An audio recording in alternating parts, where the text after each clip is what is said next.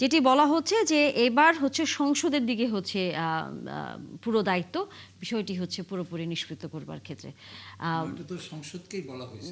হ্যাঁ, সংসদকে বলা কারণ হয়েছে। এটা এখন সাংবিধানিক, পরবর্তী যে এটা অধিবেশন সেখানেই সংবিধানের অন্তর্ভুক্ত করতে হ্যাঁ, হবে এটাকে, তত্ত্বাবধায়ক সরকার। হ্যাঁ, যদিও আগেও করা হয়েছিল, কিন্তু তখন এটাকে আবার পঞ্চম সংশোধনীর মাধ্যমে এটা বাতিল করা বাতিল করা হয়েছে। হয়েছে। এটাকে আবার বলা হয়েছে। যেহেতু খুব মজার ব্যাপার, আমি একটু বলে নেই, জি, জি। এই প্রসঙ্গ যেহেতু আসছে, খুব মজার ব্যাপার যে যখনই আওয়ামী লীগ 2/3 মেজরিটি পেয়েছে, সে তখনই ফ্যাসিস্ট হয়ে উঠেছে।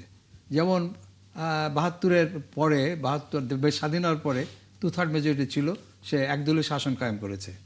আবার যখন সে 2/3 মেজরিটি পেল, সে তখন এই যে আপনার কি বলে পঞ্চম সংশোধনীকে বাতিল করে একদলীয় শাসনের চূড়ান্ত ব্যবস্থা করেছে।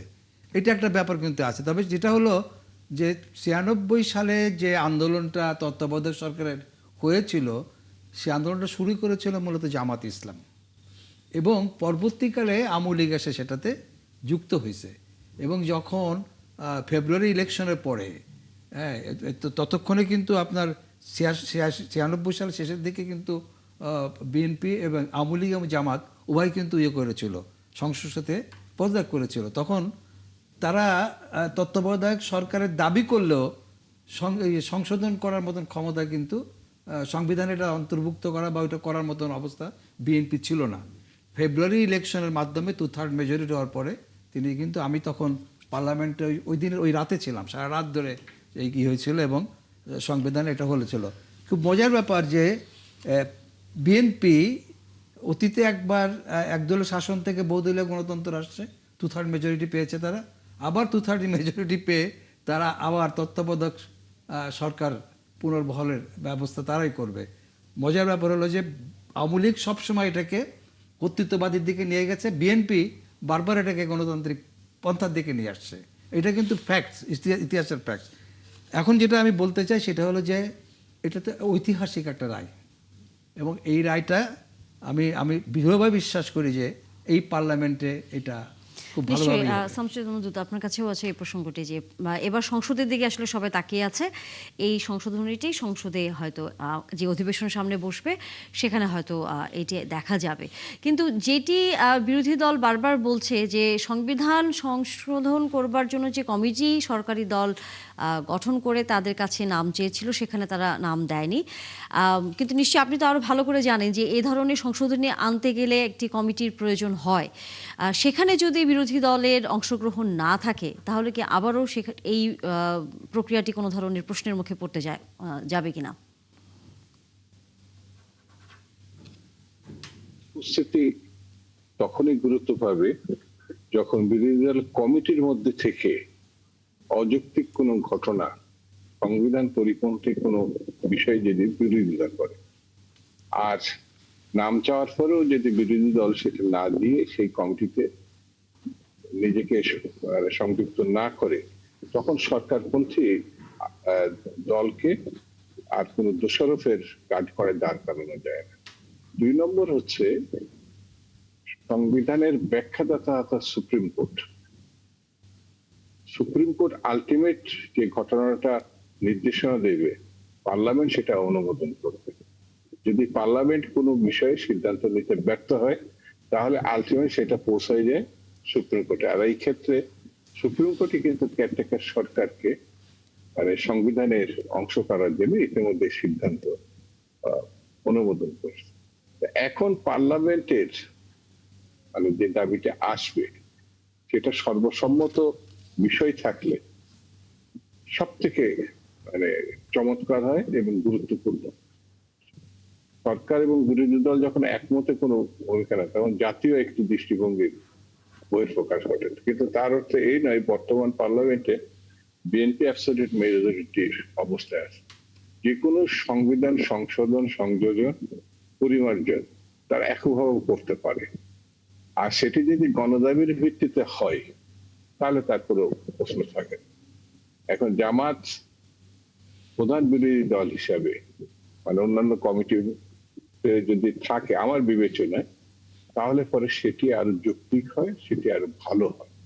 হ্যাঁ, দাবিগুলো তো চলতেই থাকবে, দাবিগুলো তো কথা বলতেই থাকবে তারা, কিন্তু কমিটি যখন বর্জন করবে তখন বাইরে থেকে আমাদের দেশে যে রাজনীতির আবহাওয়া সেটা রাজপথে ম্যাক্সিমাম, মানে বিরোধী দলের রাজনীতি যখন হয় তখন তারা রাজপথে সেটা মীমাংসা করতে, মানে রাজনৈতিক দাবি হিসেবে মীমাংসা করতে চায়। তো 24শে গণঅভ্যুত্থানের পর এখন তো অনেক কিছু পরিবর্তিত। এখন আগের ধারায় রাজনীতি আমার মনে হয় যারাই করতে চাবে, সে সরকারি দল বা বিরোধী দল, যারাই করতে চাবে সেটা খুব যৌক্তিকভাবে সাধারণ মানুষ গ্রহণ করবে, এটা আমার কাছে মনে হয়। সেই জন্য নতুন দৃষ্টিভঙ্গি, নতুন ভাবনা, নতুন চেতনার ভিত্তিতে আগামী দিন যদি সামনের দিকে এগোনো যায় সব থেকে ভালো হবে। আর এই প্রসঙ্গে একটা বিষয়, সেটা হলো যে এই যে তত্ত্বাবধায়ক সরকার বিধানটা সংবিধানে সংযোজন করা, একই সঙ্গে যদি জুলাই সনদ বিষয়টাকে ফয়সালার দিকে নিয়ে আসা হয়, যেটা বিএনপি বলেছে যে এটা আমরা ভালো করে আরো উপস্থাপন করতে চাই এবং সংবিধান সংস্কার, এই বিষয়গুলি, তাহলে আমার মনে হয় যে একটা সর্বসম্মত, যেটা আপনি বলছেন, একটা সর্বসম্মত সিদ্ধান্ত হয়তো হতে পারে। না না, আপনার সঙ্গে আমি একেবারে একমত। বিএনপির সিদ্ধান্ত সর্বশেষ সিদ্ধান্ত, অর্থাৎ জুলাই সনদের প্রশ্নে একেবারেই কিন্তু বলেছে, অক্ষরে অক্ষরে আমাদের মহাসচিব যেটা ব্যাখ্যা দিয়েছেন, অক্ষরে অক্ষরে তা পালন করা হবে। তাহলে আমার মনে হয় সামনের সময়গুলোতে এ নিয়ে বিতর্ক থাকার কোনো কারণ নাই। যখন এটা করবে না তখনই তো বিতর্ক আসতে পারে। এক্স্যাক্টলি। তো যেহেতু বিএনপি পার্লামেন্টের সংখ্যাগরিষ্ঠ এবং বিএনপির মুখপাত্র হিসাবে পার্টির সেক্রেটারি জেনারেল নিজে এটা বলেছেন, তাহলে তো আমার মনে হয় না কোনো সমস্যা আছে। আলাউদ্দিন মোহাম্মদ। হ্যাঁ, আমার কাছে মনে হয় যে দুদু ভাই যেটা বললেন, একটা একটা ফাঁক আছে। সেটা হলো যে দুদু ভাই কিন্তু বলে যদি সরকার এবং বিরোধী দল কেউ যদি পুরনো পথে হাঁটে তাহলে কিন্তু আর আপনার সামনের দিনগুলোতে ভালো কিছু প্রত্যাশা করা যায় না। তো দুর্ভাগ্যজনক ভাবে এটা সত্য যে সংবিধান সংশোধনের জন্য কোনো কমিটির প্রয়োজন হয় না, এবং সংবিধান সংশোধন 2/3 মেজরিটি থাকা যে কোনো গভর্নমেন্ট নিজের মতো করে করতে পারে। বাট বাংলাদেশের অতীত ইতিহাস যেটা বলে সেটা হলো যে 2/3 মেজরিটি থাকলেই কোনো সংবিধান সংশোধন অথবা কোনো সিদ্ধান্ত টেকসই হয় না, সাস্টেনেবল হয় না। এখন আপনার যদি এই বিএনপি সরকারের জুলাই যে সনদ যে বাস্তবায়ন আদেশ, যার মাধ্যমে গণভোট হলো, গণভোটের রায়ের প্রতি তাদের যে অশ্রদ্ধা, অনীহা এবং অবজ্ঞা, এটার মূল কারণ কিন্তু 2/3 মেজরিটি পাওয়া। এবং এটা কিন্তু বিএনপির নেতৃস্থানীয় অনেকেই বলেছেন এবং টক শোতে এবং বিভিন্ন জায়গায় বলেছেন যে যেহেতু তাদের 2/3 মেজরিটি আছে, তো তারা মনে করেছেন না 2/3 মেজরিটির মাধ্যমেই আপনার জুলাই সনদে তাদের যে অতীত অবস্থান যে নোট অফ ডিসেন্ট সহকারে বাস্তবায়ন করে ফেলতে পারবে। কিন্তু বাস্তবতা হলো যে নোট অফ ডিসেন্টের যেই জুলাই সনদ, এই সনদে কিছু মৌলিক বিষয়, বিশেষ করে ক্ষমতার ভারসাম্যের যে প্রশ্ন, উচ্চকক্ষ গঠনের প্রশ্নে একমত হওয়া যায় নাই বিধায় সেটা জনগণের কাছে গণভোট আকারে গিয়েছে এবং বিএনপির সম্মতি সহকারে গিয়েছে।